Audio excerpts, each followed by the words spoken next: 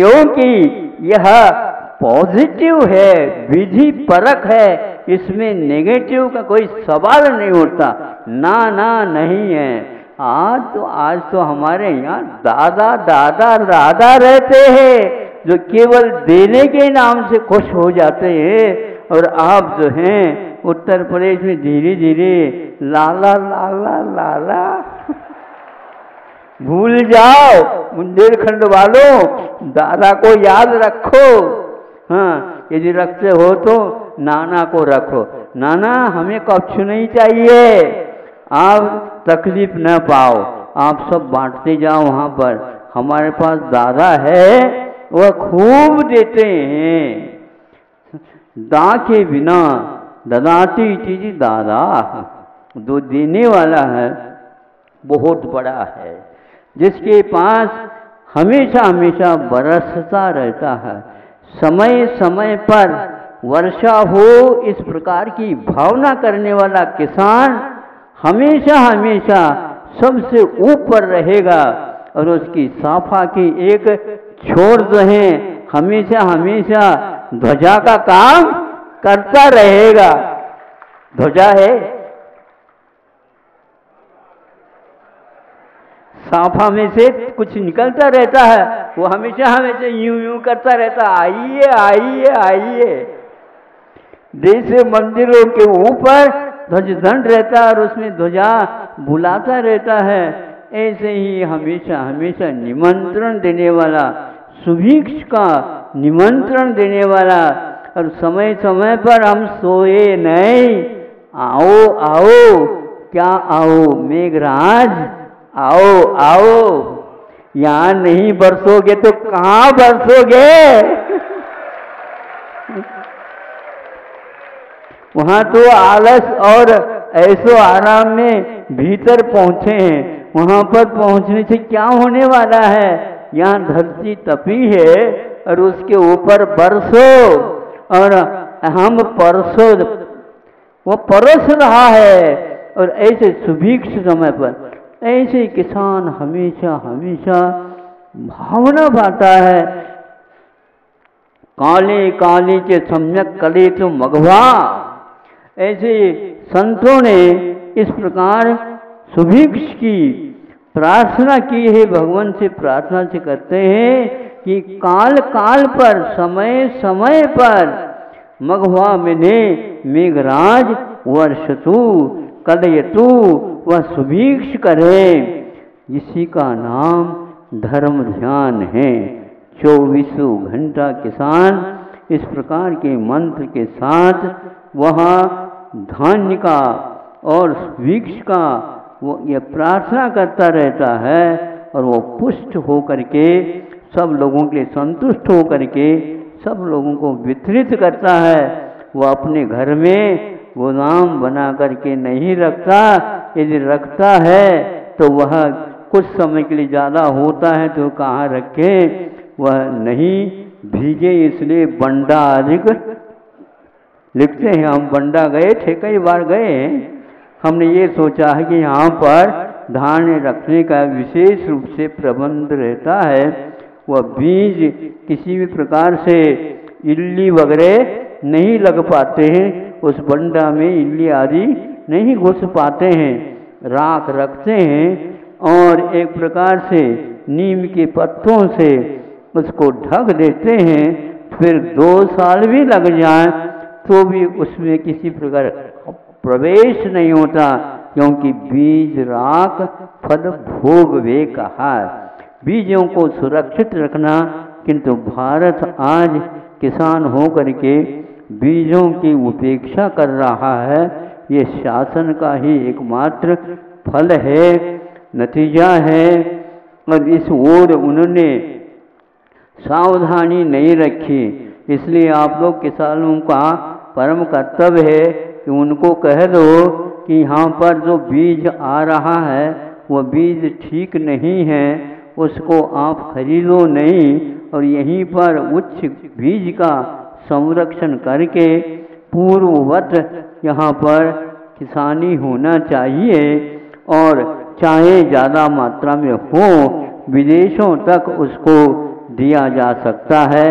हम देना चाहते हैं, किंतु क्या कहें, धीरे धीरे अपने गुणधर्मों को भूलते चले जा रहे थे। अभी आप कह रहे थे ना कि इस प्रकार जो है होना चाहिए, इस प्रकार का होना चाहिए, कि सभी यहाँ पर जितने भी किसान थे हैं, उन लोगों ने कभी भी सत्ता के सामने मांग नहीं की, किंतु सत्ता की जितनी भी मांग समय पर हुई है उन सबको उन किसानों ने पूर्ण किया है। ऐसा इतिहास है। इसलिए हम तो जितने भी मंत्रिमंडल हैं, केंद्र के हो या राज्य के हो, उनको हम अपने भारत की इतिहास पढ़ो और यहाँ की जनता ने क्या क्या काम किया है, यदि चाहते हो, नहीं समझे, अपने एजेंडा में रखो और उसके माध्यम से आगे की कदम उठाओ। नहीं तो निश्चित रूप से है 1-1 लाख रुपए के इंजेक्शन लेकर के अपने जीवन को व्यतीत करना पड़ेगा। इकट्ठा कर लो पैसा, बाकी तो तभी चलेगा, नहीं तो नहीं। फिर भी कोई भरोसा नहीं। अंत में ये कहा जाता है कि भैया ये मरे तो नहीं हैं, लेकिन किंतु अघोषित मृत्यु घोषित करते हैं। अघोषित मृत्यु, हाँ, हम नहीं जानते।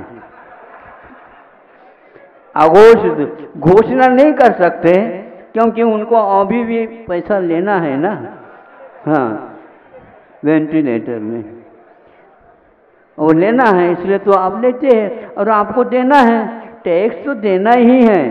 इकट्ठा किया दो, देते जाओ, खाली करके ही छोड़ेंगे आप लोगों को। इसलिए आप जिसके पास कुछ नहीं है उनको आप दो, फिर ऊपर से कितने गुना ले, लेते ही जाओ, रखने के लिए स्थान नहीं रहेगा। ऐसे वृषभनाथ भगवान ने युग के आदि में शशास कृष्यादिषु कर्म सुख प्रजा कहा कि कृषि आदि को लेकर के सत्कर्मों का वर्णन वृषभनाथ भगवान ने युग के आदि में प्रारंभ किया। उसी के अनुसार समय समय पर सभी भगवानों ने अपने जीवनी काल में सब लोगों को शिक्षा दी है, सब लोगों को देशना दी है और कहा इसको यदि छोड़ दोगे तो निश्चित रूप है यहाँ कुछ भी नहीं बचने वाला है। इसलिए जब तक किसान लोग जीवित रहेंगे, जीवित का मतलब आलस छोड़ करके समय पर काम करेंगे, तो निश्चित है यहाँ पर किसी प्रकार का प्रलय होने वाला नहीं है।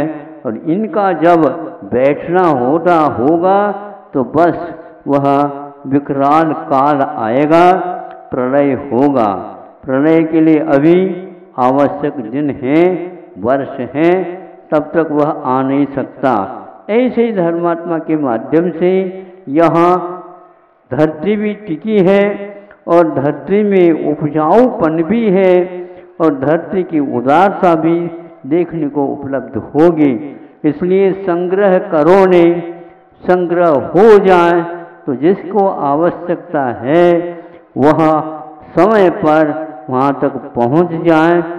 वितरण करो, पैदा करना इतना महत्वपूर्ण नहीं है जितना कि पैदा जो हुआ है उसको समय समय पर वितरित करना चाहिए। इडली आदि खाने की अपेक्षा से उसको आप वहाँ तक पहुँचा दो ना, लेकिन हम दूसरे भाव चाहते हैं, पैसा ज़्यादा एकत्रित करना चाहते हैं। जहाँ पर पैसा बढ़ा तो ध्यान रखना वहाँ पर खाने पीने की चीज़ें अपने आप ही लुप्त होती चली जाएगी। खा लो आप, सेठ जी नोट के बंडल को खा लो, गैया जैसी खाती है।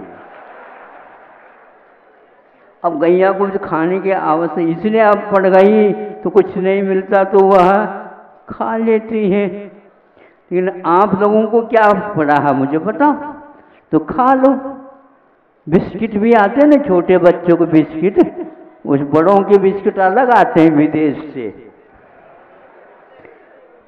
हाँ, दिन में यदि नहीं खाओ तो रात में खा लो और पानी पी लो ऊपर से, या कोको कोला पी लो,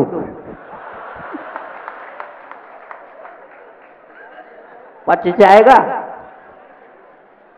अभी वो किस काम का है जिसको आप लोग गधा भी नहीं सूंघता? नहीं समझे? गधा बहुत होशियार होता है, अपना परिचय दिए बिना नहीं रहता। तंबाकू को कभी भी गधे ने नहीं सूंघा, हमने देखा आंखों से। हाँ, गधा जो है तंबाकू खेती में चला गया तो हरी को देख करके यूं सूंघता है और आगे बढ़ता है, और जब घास आ जाती उसको खा लेता। देखो, मृदु और अमृत तुल्य घास को तो इसने खा लिया। इतने बड़े बड़े जो पेड़ हरे हरे थे, लेकिन उसको उन्होंने सूंघा नहीं, क्योंकि उसे ज्ञात है मैंने अतीत काल में पिया था, उसका परिणाम ये निकला।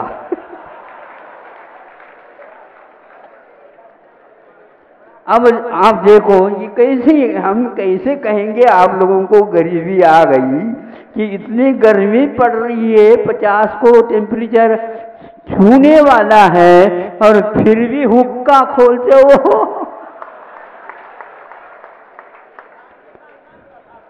ये क्या है? ये समझ में, इतने टेम्परेचर को आप हजम कर रहे हो, इतनी आपकी जठराग्नि तेज है। 1 किलो या 1 गुंड उठाओ और गैया का दूध पी लो, सब ठीक ठाक हो जाओगे। मिले तभी तो पी लें। अरे आप लोगों ने अपने दशा से बना रखे, तो हम क्या करें? अरे शासन के बाद तो शासन के अंदर में रहने वाले प्रशासन, इसलिए हम ऊपर बैठ करके शासन नहीं कर रहे हैं, हम देख रहे हैं कौन कौन क्या क्या कर रहा है, ताकि उसका हम अध्ययन कर सके। 70 वर्ष निकल चुके हैं, इसलिए अनुशासन वाले ने जो उद्गार रखा है, कल हमने उनको कहा था कि भैया यदि राष्ट्र को पुनः पहलेवत पूर्ववत बनाना चाहते हो तो अपनी भाषा को ही प्रयोग में लाओ। भारत में आज 1 अरब से भी 1.25 अरब तक आबादी पहुंच गई बताते हैं। ये भी एक बहुत अच्छा है, शुभ चिन्ह है। आपके साथी संगाती और युवा वर्ग इतनी संख्या में मिलेंगे जो विदेशों में कहीं भी नहीं मिल पाएंगे। और यदि 10-12 प्रांतों में किसी को कुछ भी नहीं कहना, उत्तर प्रदेश में कौन सी भाषा है? हिंदी। और राजस्थान में, मध्य प्रदेश में, पंजाब में, और हरियाणा में, उत्तराखंड में, और बिहार में, झारखंड में, छत्तीसगढ़ में, देहरी में, हिमाचल प्रदेश। अब इस प्रकार ये 11 प्रांत हो गए आपके, और 11 प्रांतों में कोई भी व्यक्ति विपरीत मत वाला है ही नहीं, मतलब इसमें कोई विपक्ष है ही नहीं, इसलिए चुनाव करने की कोई आवश्यकता ही नहीं है। और यदि आप चाहें तो जैसे महाराष्ट्र ने घोषणा कर दी, वैसे अपनी भाषा में ही सब कुछ सरकार काम करेगी। तो फिर देख लो कि कम से कम भी 50 करोड़ से 60 करोड़ तक आबादी आपकी हिंदी की हो जाएगी। हमें तालियां बजा करके प्रसन्न करियो, क्योंकि आप लोगों की चाल सब समझ में आ गए। इतने सारे लोग, कोई किसी एक व्यक्ति के साथ आए हैं, कुछ दम तो रखते हैं, हैं? बाहर से बाहर निकलते समय सोचना पड़ता है। हमने सोचा है ये कैसे किसान लोग हैं कि इतने वाहन में आकर के, वाहन में ज़्यादा गर्मी लगती है, नहीं समझे कैसे आ गए, मरे कैसे कैसे आ गए, गमछा हाथ में लेकर के आए। ये पक्का है। यदि इस प्रकार आप पक्की बात करते हो तो ये करके दिखाओ ना। ये उत्तर प्रदेश में, हमारे यहाँ कोई प्रश्न प्रदेश नहीं है, आपके यहाँ उत्तर प्रदेश है। उत्तर दो आप लोग। क्या जो आप कह रहे महाराज उसको हम सोचते नहीं। अब इसने क्या सोचना, आबादी तो 60-70 करोड़ तक पहुंच रही है इसकी, अब क्या सोचना। अपने आप ही जो कुछ बच्चे कच्चे जो प्रदेश हैं वह अपने अपने करने लग जाएंगे। भारत अखंड हो जाएगा। इस विषय में कदम उठना चाहिए। बच्चे की ओर देखते माता पिता, यदि वह जहाँ पर बिठाया गया है, सुलाया गया, वहीं का वहीं पाया जाता है, तो बच्चे में अभी कोई भी संघर्ष चालू नहीं किया। थोड़े से खिसक जाए, पेट के बल पर खिसक करके आगे बढ़ जाए और कुछ ऐसे ऐसे चलाए हैंडल, नहीं समझे, ताकि आगे बढ़ जाए, फिर अपने आप ही खड़े होने का भी पुरुषार्थ कर ले और एक कदम आगे रख लेगा तो फिर माता पिता पीछे एक कदम लेते ताकि ये भागने दो।